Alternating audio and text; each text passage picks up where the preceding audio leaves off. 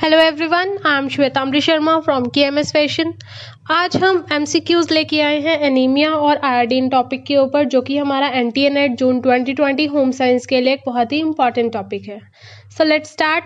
Question number 1, it's an assertion reason question.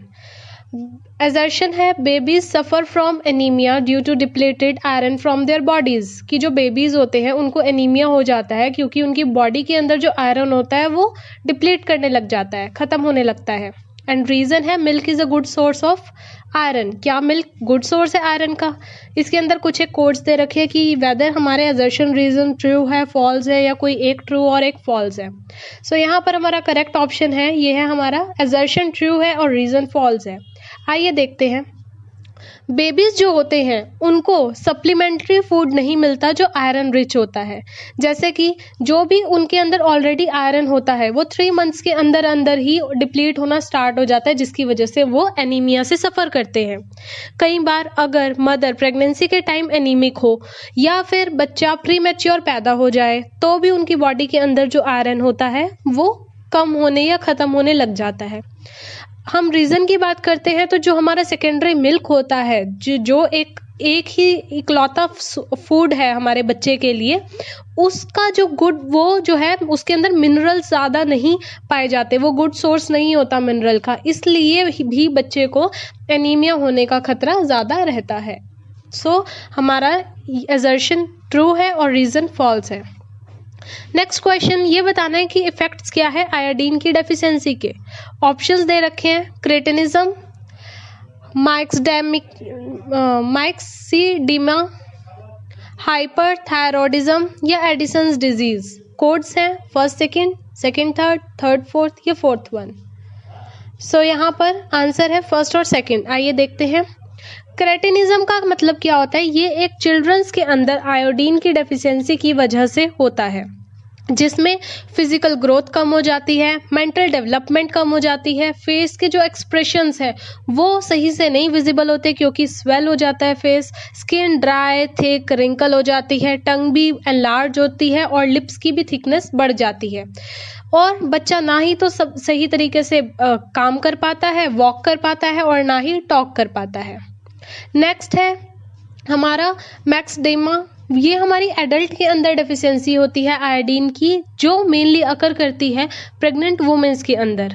ठीक है, इस कंडीशन के अंदर क्या होता है, जो स्किन होती है और टिश्यूज होते हैं फेस के, वो थिक और पफी हो जाते हैं, और जो फेस होता है वो एक्सप्रेशन लेस रह जाता है, और जो पर्सन होता है वो लेथार्जिक और इनएक्टिव भी होता है इस कंडीशन में। नेक्स्ट क्वेश्चन हम लेते हैं अपना मैच द फॉलोइंग्स है। ये कुछ एक ऑप्शंस दे रखे हैं, कुछ एक एनीमिया की अलग अलग टाइप्स दे रखे हैं, और सामने जो हमारे ऑप्शंस हैं वो ये है कि इनका क्या मतलब है। जैसे कि इस क्वेश्चन को हम एक्सप्लेन करते हैं। सबसे पहली बात तो इन मैच द फॉलोइंग्स का राइट जो ऑप्शन है वो है हमारा option number 3, hypochromic microcytic anaemia. इसका मतलब क्या होता है कि जो साइज है रेड ब्लड सेल्स का वो डिक्रीज हो जाता है, साथ के साथ उसके नंबर से जो चेंज नहीं होते, लेकिन उनका जो साइज होता है वो रिड्यूस हो जाता है, जिसकी वजह से रिड्यूस होता है आयरन का कंटेंट, और जो हमारे ब्लड का कलर होता है वो भी लाइट हो जाता है। हाइपोक्रोमैटिक मैक्रोसाइटिक एनीमिया क्या होता है, जिसके अंदर आरबीसीज का जो सेल है वो इंक्रीज करता है लेकिन नंबर रिड्यूस हो जाता है, और जो टोटल हीमोग्लोबिन कंटेंट है वो लो होता है with its respect to its large size. Next है कोइलाइशिया। इसके अंदर क्या होता है, नेल्स ड्राई और बिटल हो जाते हैं, फ्लैट हो जाते हैं, नेल्स थिन हो जाते हैं, और finally they become spoon shaped. Pica, ये एनीमिक प्रेग्नेंट वुमेन्स के अंदर डेवलप्ड होती है, जिसके अंदर जो भी हम नॉन एडिबल फूड्स हैं जैसे कि चॉक और क्ले है वो खाना प्रेफर करते हैं। नॉर्मोसाइटिक हाइपोक्रोमैटिक एनीमिया, इसके अंदर जो साइज है रेड ब्लड सेल्स का वो नॉर्मल रहता है, लेकिन जो हीमोग्लोबिन का कंटेंट है वो लो होता है। नॉर्मोसाइटिक ऑर्थोक्रोमिक एनीमिया, इसके अंदर साइज जो होता है रेड ब्लड सेल्स का एज वेल एज उनके हीमोग्लोबिन कंटेंट का दोनों नॉर्मल रहते हैं, लेकिन उनका जो नंबर होता है वो स्मॉल रहता है। मैक्रोसाइटिक एनीमिया का मतलब होता है जब रिडक्शन आती है number of red blood cells में। सो ये सारे हमारे एनीमिया से रिलेटेड टर्म्स थी जो बहुत ही इंपॉर्टेंट टर्म्स हैं, और इस तरह से इनको आप शॉर्ट फॉर्म में लिख के लर्न कर सकते हैं।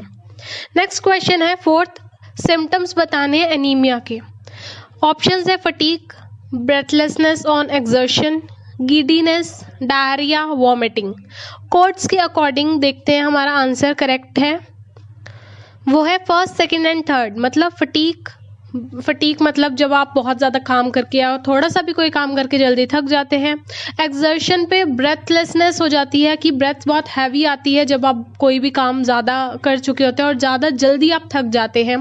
गिडीनेस का मतलब होता है कि आप फॉल डाउन होने लगते हैं, आपसे स्टेबल खड़ा नहीं हुआ जाता। तो ये 3 कंडीशन हमारी सिम्टम्स है एनीमिया के। Question number 5, iodine is essential micronutrient for thyroid hormone synthesis. कि जो आयोडीन है क्या वो एसेंशियल माइक्रोन्यूट्रिएंट है थायराइड हार्मोन सिंथेसिस का? और रीजन उसका बोल रखा है कि रिक्वायरमेंट ऑफ आयोडीन डिक्रीज हो जाती है प्रेगनेंसी के टाइम, क्योंकि मैटरनल थायराइड प्रोडक्शन इंक्रीज होती है। सो यहाँ पर इसके अकॉर्डिंग कोड्स हमारा जो सही है वो है ए हमारा ट्रू है और ऑल आर हमारा फॉल्स है, रीजन फॉल्स है। आइए देखते हैं क्यों। क्योंकि ये तो हमारा बिल्कुल ठीक है कि आयोडीन जो है एक एसेंशियल न्यूट्रिएंट है, माइक्रो न्यूट्रिएंट है जो थायराइड हार्मोन सिंथेसिस के अंदर हमें चाहिए होता है, लेकिन जो रिक्वायरमेंट होती है आयोडीन की वो इंक्रीज होती है प्रेगनेंसी के टाइम, ड्यू टू इंक्रीज रहती है हमारी मैटरनल थायराइड हार्मोन्स प्रोडक्शन में, जो इंक्रीज करता है हमारा रीनल आयोडीन लॉस और transfer of iodine to the foetus. की अब क्या है कि मदर से जो आयोडीन है वो फीटस को भी मिलना स्टार्ट हो जाता है, जिसकी वजह से जो प्रेगनेंसी के अंदर आयोडीन की रिक्वायरमेंट ज़्यादा हो जाती है, कम नहीं रहती इस वजह से। Next question, excess of iron intake results in. अगर एक्सेस का आयरन हो तो क्या होता है? ऑप्शंस दे रखे हैं, हेमोसाइड्रस, मैग्लोब्लास्टिक एनीमिया, एक्लोहाइड्रिया या हाइपोक्रोमेटिक एनीमिया।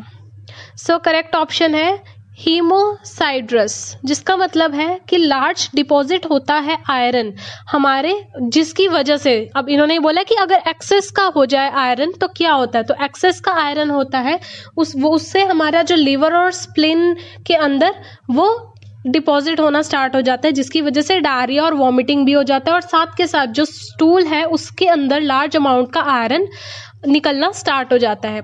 ये बेसिकली उन जगहों पे होता है जहाँ पर ऑलरेडी आयरन रिच फूड खाया जाता है, लेकिन वो आयरन रिच फूड भी आयरन के यूटेंसिल्स में बना के खाते हैं।